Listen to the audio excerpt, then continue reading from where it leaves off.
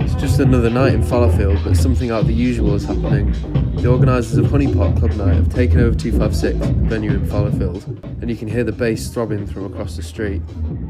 People are queuing outside the door for this event, which is their biggest to date. It's an 800 capacity venue and it's looking to sell out. But this is not how they started.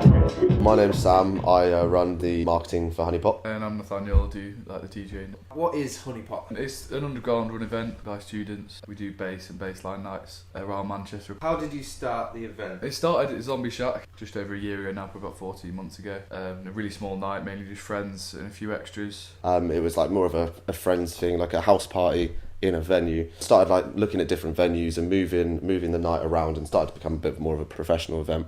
How did it grow from your first event? Where did you go from Zombie Shack? It was after the second event, we did two at Zombie Shack. It's then that we decided to move to Cubo because of the student area. A bit of variation, we didn't want to kind of get too predictable and people start tie us down to one style of event. Changing the venue changes the atmosphere and it makes it more interesting for people. Although traditional dedicated nightclub attendance has been on steady decline in the past 5 years, a modern approach of converting bars and pubs into makeshift clubs has emerged. This comes as new legislation extended licensing hours, making it more affordable for the consumer. Why would you pick a venue such as 256 as opposed to a nightclub, say? Well, we've been looking at 256 for a long time, since before the summer.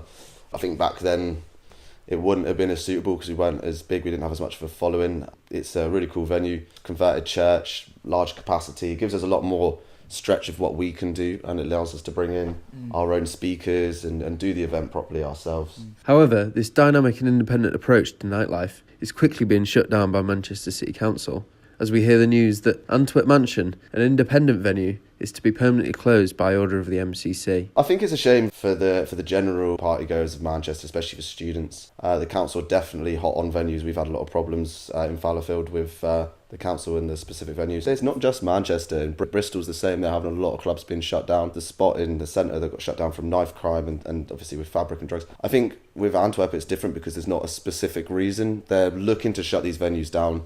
And I don't think it's a coincidence this is all happening in the last year. I think we probably disagree a bit for Antwerp. I think that was their negligence that's got them this far. It's lack of communication. Yeah. It's knowing that the council are cracking down on things and not accepting it to liaise with them about how to fix it. It's just going to have to go back to where it all started, and it's going to get pushed illegal again, isn't it? Thousands signed a petition against the action, as well as activists emailing councillors and staging protests outside the councillor's surgery. The story continues to unfold.